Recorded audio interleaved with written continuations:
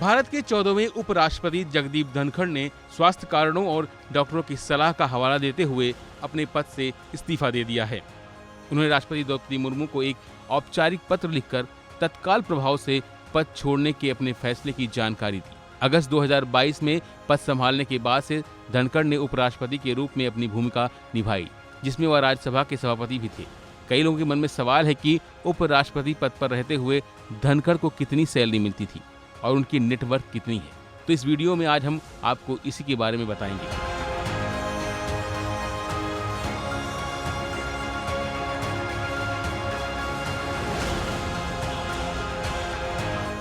बतौर उपराष्ट्रपति उन्हें 4 लाख रुपए मासिक वेतन, कई भत्ते और सुविधाएं मिलती थी। भारत में उपराष्ट्रपति पद के लिए सीधे तौर पर कोई वेतन निर्धारित नहीं होता है। उपराष्ट्रपति को ये वेतन राज्यसभा के सभापति के रूप में मिलता है।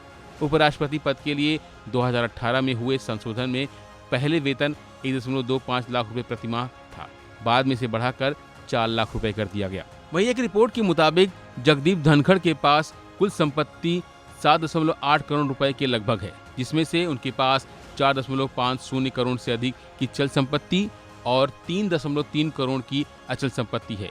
इसके साथ ही जगदीप धनखड़ के इनकम के अन्य सोर्स भी हैं, जैसे उनकी कृषि और जमीन की आय, साथ ही किराया, पेंशन और बैंक डिपॉजिट भी इसी अन्य स्रोत में शामिल हैं। दिल्ली में स्थित उपराष्ट्रपति के आधिकारिक आवास में मेंटेनेंस, कर्मचारियों की सैलरी और अन्य सुविधाओं का खर्च सरकार की तरफ से वहन किया जाता था। इसके अलावा उपराष्ट्रपति को यात्रा के लिए विशेष विमान और वाहन की सुविधा भी मिलती थी, जिसका खर्च सरकार की तरफ से दिया जाता था। धनखड़ के इस्तीफे के बाद ये सारी सुविधाएं समाप्त हो जाएंगी। अब उनकी आमदनी का सोर्स उनकी अपनी संपत्ति और अन्य निवेश पर निर्भर होगा।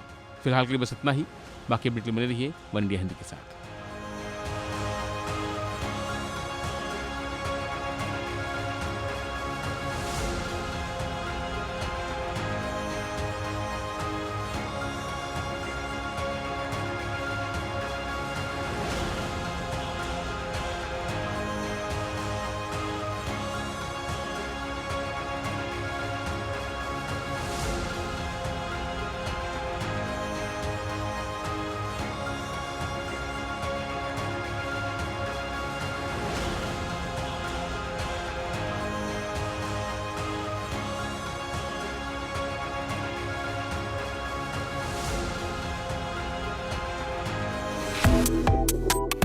Subscribe to One India and never miss an update. Download the One India app now.